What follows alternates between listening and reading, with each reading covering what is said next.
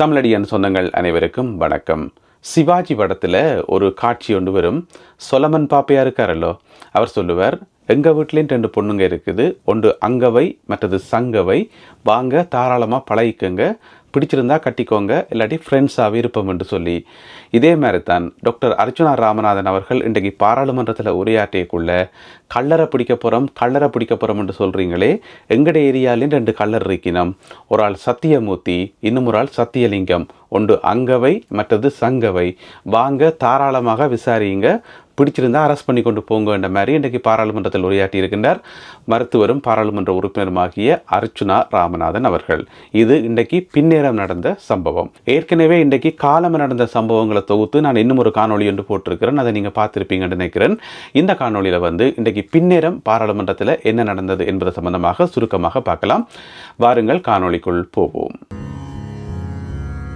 76 நாள் போராட்டங்களுக்கு பிறகு இன்றைக்கு தான் டாக்டர் அர்ச்சுனா ராமநாதன் அவர்களுக்கு நிம்மதியாக ஒழுங்காக பேசுவதற்கு ஒரு சந்தர்ப்பம் ஒன்று கிடைச்சிருக்கு. அதில் நல்ல வடிவாக பயன்படுத்தி சொல்ல வேண்டிய விஷயங்கள் பலவற்றை சொல்லியிருக்கிறார். அதில் மிக முக்கியமானது மன்னாரில் இறந்த சிந்துஜா பற்றி சொல்லியிருந்தவர். அந்த வழக்கு இன்னுமே அதுக்கு ஒரு உருப்படியான நடவடிக்கை எடுக்கல. சுகாதார அமைச்சிலிருந்து அந்த பிள்ளையினுடைய பெற்றோரை கூப்பிட்டு ஒரு கேள்விகள் கேட்டு விசாரணை நடத்தி அவர்களுடைய வாக்குமூலம் பெறப்படையில் அந்த போலீஸ் அதுக்கு ஃபைல் பண்ண அந்த கேஸை ஒழுங்காக ஃபைல் பண்ணல. இந்த மாதிரியான நிறைய விஷயங்களை எடுத்து சொல்லியிருக்கார். ஏற்கனவே நாங்கள் சொன்னதான், தேசிய மக்கள் சக்தி அரசாங்கம் கொஞ்சம் ஸ்லோவாக தான் செயல்படுது. இந்த விஷயங்களில் எவ்வளவோ குயிக்காக செயல்படலாம், இன்னும் எவ்வளவோ செய்யறதுக்கு இருக்கு. இருந்த போதிலும் கூட பல சந்தர்ப்பங்களில் ஸ்லோவாக தான் செயல்படினோம். அது போலீஸ் ஸ்டேஷன்களை நிமித்தி நேராக்குறதாக இருக்கலாம், அல்லது இந்த போக்குவரத்து குற்றங்களை கட்டுப்படுத்துறதாக இருக்கலாம், இந்த போதைப்பொருள் கும்பலை ஒடுக்கிறதாக இருக்கலாம், என்னவோ தெரியல. வடக்கு கிழக்கு பகுதிகளில் கொஞ்சம் ஸ்லோவாக தான் செயல்படினோம் தேசிய மக்கள் சக்தி. இதை அவர்கள் கவனத்தில் எடுத்து ஸ்பீடாக செய்யணும். இதில் பார்த்தீங்கன்னு சொன்னால் அந்த மன்னார் வழக்கில் இன்றைக்கு இவ்வளோ காலமாகியும் இன்னும் ஒரு உருப்படியான ஸ்டெப் எடுக்கலைன்றது உண்மையில கவலைக்குரிய விஷயம். இதை பாராளுமன்றத்தில் சொல்லியிருக்கிறார் மருத்துவரும் பாராளுமன்ற உறுப்பினருமாகிய அர்ச்சுனா ராமநாதன். அடுத்ததாகத்தான் அவர் முக்கியமான சப்ஜெக்ட் ஒன்று காய்ச்சிருக்கார். அதுதான் யாழ் போதனா வைத்தியசாலை மற்றும் மருத்துவர் சத்தியமூர்த்தி அவர்களை பற்றிய விஷயங்கள். என்னென்று சொன்னால், வெளிநாடுகளில் இருந்து நிறைய காசுகள் அனுப்பப்படுது. உங்கள் எல்லாருக்குமே தெரியும். இந்த காணொலியை நிறைய பேர் வெளிநாடுகளில் இருந்து பார்த்துருப்பீங்க. கடந்த 15 வருஷத்தில் வெளிநாடுகளில் இருந்து எல்லா நாடுகளிலும் இருந்து தாயகத்துக்கு அனுப்பப்பட்ட காசுன்ற எண்ணிக்கையை கூட்டி பார்த்தா நீங்கள் எல்லாருமே மயங்கி விழுந்துருவீங்க. அவ்வளவு காசு அனுப்பப்பட்டிருக்கிறது எல்லா நாட்டிலையும் இருந்து. ஆனால் இன்றைக்கும் எங்களுடைய மண்ணில் பார்த்தீங்கன்னு சொன்னால், வசிக்கிறதுக்கு வீடு இல்லாமல் ஓலை குடிசைக்குள்ளேயும் கஷ்டத்தோடையும் வறுமையோடையும் மக்கள் வாழினம். அப்போ எங்களுக்கு என்ன விளங்குதுன்னு சொன்னால், அனுப்பப்பட்ட காசு சரியான முறையில் பகிர்ந்தளிக்கப்படையலை. அது யாரோ ஒரு சில ஆட்கள் ஒரு சில தரப்புகள் பொக்கெட்டுக்கு தான் திரும்ப திரும்ப போய் நிரம்புது என்று சொல்லி, அந்த வகையில் யாழ் போதனா வைத்தியசாலைக்கு அனுப்பப்பட்ட பெருந்தொகையான நிதி சரியான முறையில் பயன்படுத்தப்படையல. அதுக்கு உரிய முறையில் கணக்கு காட்டப்படையல. அதை பற்றி சுகாதார அமைச்சுக்கு எதுவுமே தெரியாது. என்னென்னவோ காசெல்லாம் வருது, என்னென்னவோ வேலையெல்லாம் அங்கே நடந்து இருக்குது. சுகாதார அமைச்சு அதை கவனிக்காமல் இருக்குன்னு சொல்லி பாராளுமன்றத்தில் உரையாற்றியிருக்கிறார் மருத்துவரும் பாராளுமன்ற உறுப்பினருமாகிய அர்ச்சுனா ராமநாதன் அவர்கள். இது மிகவும் முக்கியமாக கவனிக்கப்பட வேண்டிய ஒரு விஷயம். என்னென்னு சொன்னால், வடக்கில் தனியாக சுகாதாரத்துறை மட்டுமில்லாமல் இன்னும் நிறைய துறைகளுக்குள்ள லஞ்ச ஊழல் மெலிஞ்சுவே கிடக்கின்றது எங்கள் எல்லாருக்குமே தெரியும். கேட்டா சொல்லினோம், ஆதாரத்தை கொண்டு வா, ஆதாரம் இருக்கா ப்ரூவ் பண்ணு பார்ப்போம் என்று சொல்லி. அதை ப்ரூவ் பண்ணுறதே கஷ்டம். ஏன்னு சொன்னால், அங்கே மேலே கொழும்புல இருந்து இங்கே கீழே அடிமட்டம் வரைக்கும் எல்லாரும் சேர்ந்து கூட்டு களவாணிகள் மாதிரி லஞ்ச ஊழல் செய்யக்குள்ள எல்லா டாக்குமெண்ட்ஸும் பர்ஃபெக்டாக தான் இருக்கும். நீங்கள் ஒரு ஆஃபீஸுக்கு போயிட்டு திடீரென்று அங்கே இருக்கிற ஃபைல் எல்லாத்தையும் எடுத்து செக் பண்ணி பார்த்தீங்கன்னு சொன்னால் எல்லாம் பர்ஃபெக்டாக தான் இருக்கும். அப்படி கண்டுபிடிக்கவே முடியாது. ஆனால் ஊழல் நடந்திருக்கு, லஞ்ச ஊழல் நடந்திருக்குன்றது எங்களுக்கு தெரியும். ஆனால் அவர்கள் காட்டுற அந்த டாக்குமெண்ட்ஸை வச்சு கொண்டு கண்டுபிடிக்க முடியாது. இருந்தாலும் இதுக்கு வேற பொறிமுறைகளை வச்சு கண்டுபிடிப்பினோம், அது வேற பிரச்சனை. இருந்தாலும் இப்படி நிறைய ஊழல்கள் மெலிஞ்சிருக்கின்றது எங்களுக்கு தெரியும். அது முதலாவது. ரெண்டாவது வெளிநாடுகளில் இருந்து போற காசு. நீங்க நல்லபடியாக கவனிச்சிங்கன்னு சொன்னா, கடந்த 15 வருஷத்துல தாயகத்தில் என்ன நடந்தாலும், டெங்கு காய்ச்சல் பரவினாலும் புலம்பெயர் மக்களே காசு அனுப்புங்கன்றது, வெள்ளப்பெருக்கு வந்தாலும் புலம்பெயர் மக்களே காசு அனுப்புங்கன்றது, என்ன நடந்தாலும் இடிமினாலும் காசு அனுப்பணும், தும்மினாலும் காசு அனுப்பணும், எல்லாத்துக்கும் புலம்பெயர் தமிழ் மக்கள் காசு அனுப்பணும். அங்கே ஒரு பிரச்சனை நடக்கும்போது உடனடியாக ஊடகங்களில் அது எப்படி ஊதி பெருப்பிக்கப்படுது என்று சொன்னால், இந்த பிரச்சனைக்கு புலம்பெயர் தமிழர்களை பார்த்து கொண்டிருக்கிறீர்கள், நீங்கள் உல்லாசமாக வாழ்றீர்கள், இந்த எங்களுடைய சனம் அவ்வளோ கஷ்டப்படுது தெரியுமா என்று சொன்னோன்னா, அப்போ நாங்களும் என்ன நினைப்போம், ஐயோ அதுகள் கஷ்டப்படும் போது நாங்கள் எப்படி இந்த சந்தோஷமாக இருக்கிறது, சரி சரி கிடக்கிற காசுகளை வளைச்சி துறைச்சி அனுப்புவோம் அனுப்புறது. இதுதான் நடந்துருக்குது கடந்த 15 வருஷமாக. ஆனால் அங்கே பாதிக்கப்படுற அதே மக்களுக்கு அரசாங்கத்திட்ட இருந்தும் நிதி போகும். அது திட்டமிட்ட ரீதியில் மூடி மறைக்கப்பட்டுரும். ஒரு வெள்ளப்பெருக்கு வருதுண்டா ஒரு ஏரியாவில், அந்த வெள்ளப்பெருக்குக்கு அரசாங்கம் அரசாங்கம் எவ்வளவு காசு ஒதுக்கினது, அது எவ்வளவு பயந்தளிக்கப்பட்டதுன்றதை எல்லாரும் சேர்ந்து மூடி மறைச்சு போட்டு புலம்பெயர் மக்களே உங்களால் தான் இந்த வெள்ளமே வந்தது, உங்களால் தான் நாட்டில் மழையே பெய்யுது என்று சொல்லி எங்கள் மேலே பழிய போட்டு எங்களை வந்து இருக்க நிற்க விடாமல் எங்கள்கிட்ட இந்த காசை வாங்கி அதை கொண்டு அங்கே கொடுத்து இப்படியான லஞ்ச ஊழல்கள் மலிஞ்சு போய் இருக்குது எங்களுடைய பகுதியில். இது எங்கள் எல்லாருக்குமே தெரியும்.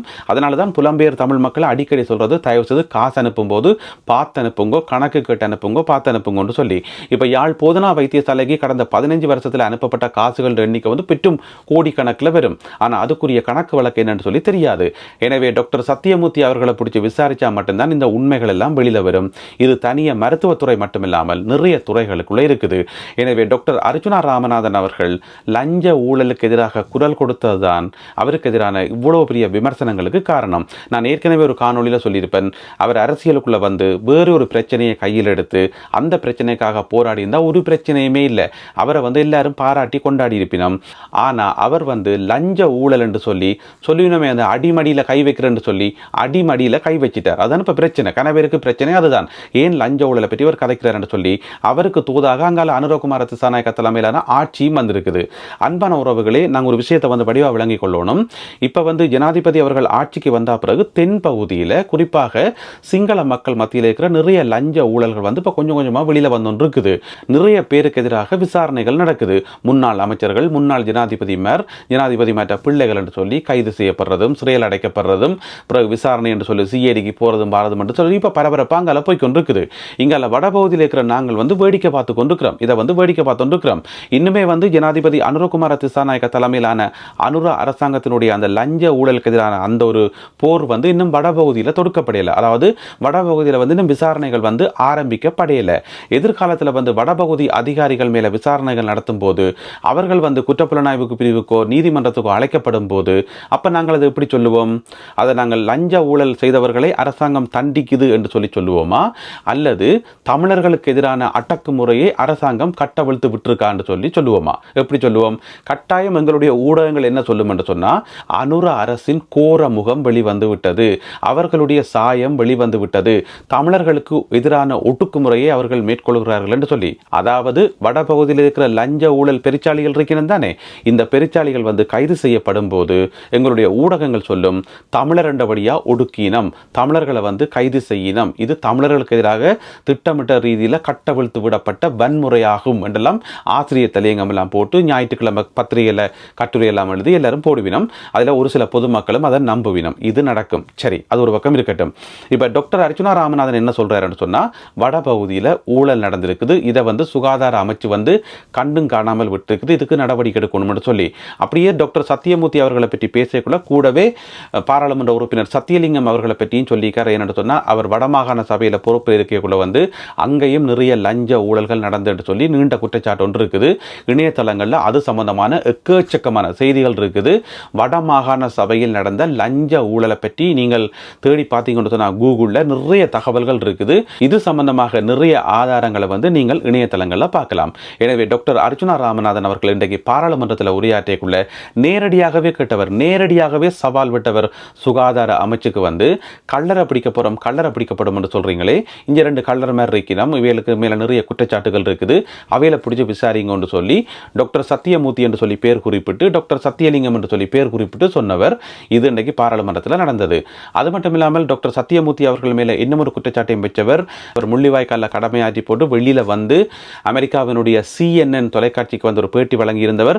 அதில் சொல்லியிருந்தவர், புலிகள் வற்புறுத்தி சொன்னதன் காரணமாகத்தான் நான் அந்த இறந்தவர்களுடைய எண்ணிக்கையை வந்து அதிக எண்ணிக்கையில் சொன்னானே ஒழிய முள்ளிவாய்க்கால வந்து அப்படி நிறைய ஆக்கள் இறக்கையில, நீங்க நிற்கிற மாதிரி நிறைய பேர் சாகையில, இன அழிப்பு நடக்கையில என்று சொல்லி CNN வந்து பேட்டி வழங்கினவர்.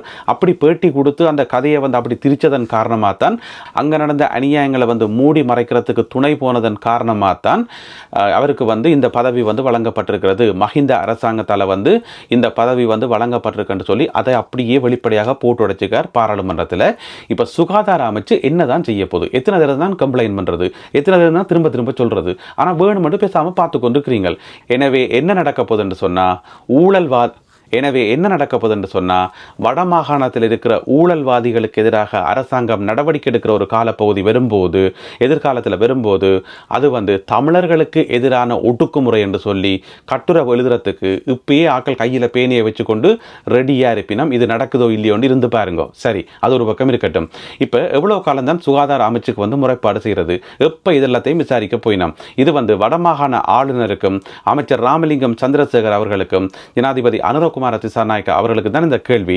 எப்போ விசாரிக்க போறீங்க? எப்போ நடவடிக்கைகளை தீவிரப்படுத்த போறீங்க?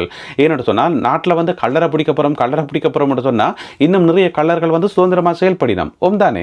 எனவே அன்பான புலம்பெயர் மக்களே, திரும்ப திரும்ப திரும்ப திரும்ப சொல்ற விஷயம் ஒன்றே ஒன்றுதான். அங்கே இன்னமோ ஒரு பிரச்சனை ஒன்று போய்கொண்டிருக்குது. இன்னமோ ஒரு சம்திங் ரோங் ஒன்று அங்கே இருக்குது. ஆனால் எங்களுக்கு அது தெரியல. நாங்கள் பாட்டுக்கு காசா அனுப்பி கொண்டே இருக்கிறோம். பாவம் பார்த்தும் இரக்கம் பார்த்தும் ஒரு குற்ற உணர்ச்சியிலையும் ஏதோ ஒருக்காக காசை அனுப்பி கொண்டே இருக்கிறோம். ஆனால் அது சரியான முறையில் அங்கே பயன்படுத்தப்படையலை. இன்னும் எங்களுடைய மண்ணில் ஏழைகள் இருக்கணும். எனவே மருத்துவரும் பாராளுமன்ற உறுப்பினருமாகிய அர்ச்சுனா ராமநாதன் அவர்கள் இன்றைக்கு பாராளுமன்றத்தில் பற்ற வச்ச அந்த நெருப்பு எப்படி கொழுந்து விட்டு எரிய போதுன்றதை பொறுத்திருந்து பார்ப்போம்.